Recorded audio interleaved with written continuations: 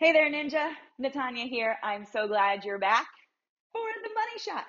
Here we are, the moment you have been waiting for, our breakdown of crow pose. So in the previous videos, we've learned how to activate our hands and how to use your fingertips as brakes. We've talked about how to protract your shoulder blades and push the ground away. We've talked about joint stacking and weight shifting. And then we did a short warm up to engage everything that needs to be engaged for crow pose. Now we put it all together. So there are many schools of yoga. There are many different approaches depending on who you've studied with, or if you've just done yoga YouTube videos, or if you have a teacher. Just be aware the way I teach is not the way everybody teaches. There is no single right way, but teachers typically have a reason why they teach something a certain way. So I'll tell you my reasons as I teach you my approach. So you may have seen crow pose practiced with the knees outside of the arms. I call this one low crow, something like this, right? And that isn't wrong. It's legit. My only problem with that approach is that it doesn't give you the opportunity to progress to other variations later. For example, one progression of crow pose is single-legged crow, right? But that requires me to have my knee on my arm to lift the other leg, right? If my knee was outside my arm, I would fall right down. I wouldn't be able to lift the other leg. That is one example of a place you can go from crow pose. So for this reason, I prefer to teach you the potentially harder way first, because you are fully capable of it and because it's going to open more doors for you later. As you go through this video, if you're like, nah, lady, that's too hard, I want to do it the knees outside the arms way, you do you, boo. I'm here to serve you, but you make your own choices, okay? If you do want to do it the slightly harder way to set yourself up for transitioning later, you're going to want your knees on the backs of your arms. Now, exactly where on the back of your arm, anywhere from your armpit to your elbow is fair game. This is a question I get a lot. Where do I put my knees? No matter where I put my knees, they wobble, they slide. I know. And that is different for each person. Depending on the degree of hip flexion that you have, hip flexion is your ability to flex your hip to your chest. If you have a deep degree of hip flexion, you might be able to get your knee nice and high. If you have tight hip flexors and you can't get your knee that high, you might be more like on the tip of your elbow, okay? It all depends on your body, and over time, you will find your own sweet spot for where to put your knee, okay? So hands are gonna be shoulder distance apart. If you're not sure about shoulder distance apart, grab your triceps and place your hands down, okay? You're gonna be on tippy toes and come into a little squat, right? We'll set up Hasta, Banda first. So begin to grip the mat with your fingers. Begin to find that upward lift from the center of your palm, and then lift your hips, okay? And we're gonna try and get the knees onto the backs of your triceps. Keep in mind, they might wobble. They might slide off. This might not be your perfect spot, and that's okay. We gotta start somewhere. Over time, you'll find your perfect spot. Once your knees are in position, gaze forward. You're gonna wanna look down. If you look down, you go down, yeah? Your energy travels to where your gaze goes. Now, remember how I had you squeeze your inner thighs? You did it in the squat, you did it in the core work. Squeeze your inner thighs together, squeeze your pee muscles, like you're in the car and you wanna pee, but you can't pee in the car. Good. From here, begin to shift forward. Remember joint stacking. Get your elbow over your wrist.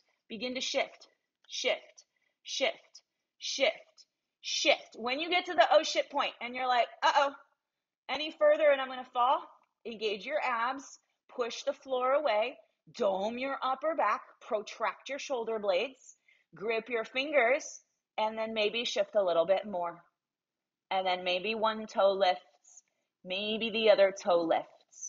Push the ground away, suck your belly in, and breathe.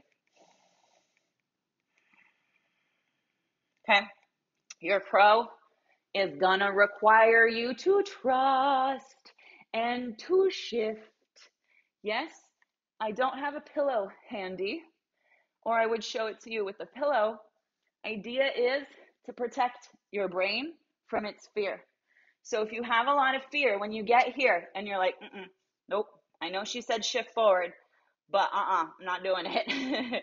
Put a pillow, put 3 pillows under your face so that you can trust yourself to put your face in the pillows and then see what's possible, right? Another option, I'm going to grab a block. Another option is to grab a yoga block and put it out in front of you. The exact distance, you're going to have to measure it and play with it and see what works best.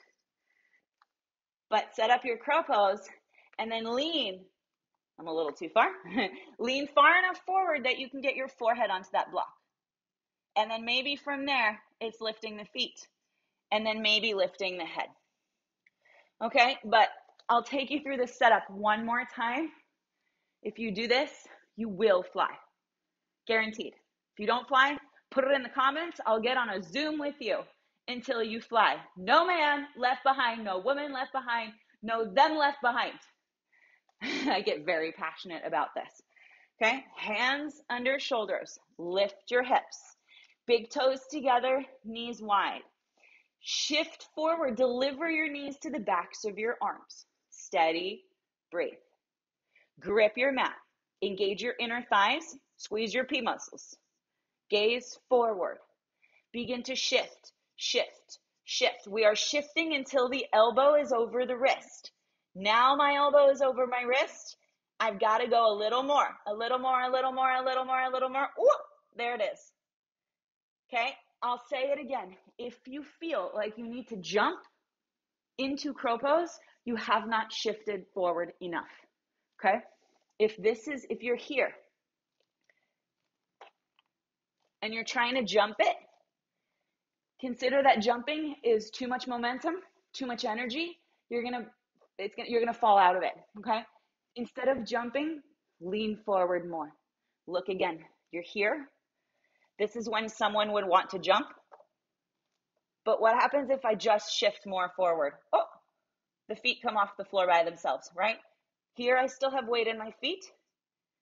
Here I don't. Do you see how it's just tiny little shift of body weight, right? That is the game-changing principle. The last thing I want to share with you is breathing. I don't know about you, but when I'm working on these things, I get all, oh my God, there's so many things to think about, so many things to remember. I don't know. Breathe. Yeah, so in yoga, the exhale is on the effort. And the effort, in this case, is shifting forward and removing your feet from the ground. So hands under shoulders. You're going to inhale here and exhale to lean. And then inhale, shift back. And exhale, lean. And you'll do one more. And maybe on this last time, your feet will lift. Inhale back. Exhale, lean. And maybe the feet lift. And if they lift, don't forget to take more breaths. We have a tendency to stop breathing completely when we find the balance. So keep your breath, right? But back off on the inhale. Shift forward on the exhale. Okay. Last little thing here. Your knees are likely to slip off your arms. This is normal. There's nothing wrong with you. It's about finding your optimal place on your arms. And like I said earlier in the video, anywhere on the back of your arm is fair game, but I can't tell you where. You're going to have to figure it out for your own body, right? But this is very common. Knees slipping to the inside, okay? This is very common. Knees slipping to the outside. This is also common. One knee in, one knee out. Point is, falling is very common. There is nothing wrong with you, okay? Notice which way your knees are falling. If your knees are falling out, squeeze your inner thighs more. If your knees are slipping in, don't squeeze so hard. If it's one knee in, one knee out, pay very close attention to how you're placing your body. You might have your hands off kilter. You might have one side of your abs that's firing more than the other. You get to become a detective and tweak your pose. I hope you had fun. As I said, I teach arm balances and inversions day in, day out. That is what I do. You can check out yogiflightschool.com, submit your email address. You'll receive a free full-length training. And if you want to join us and learn how to unlock more than 30 arm balances and inversions, we'd love to have you in the community. Put in the comments how far you got with your crow pose. I hope that was helpful and you got a little further than before. Can't wait to see you next time. Bye, Ninja.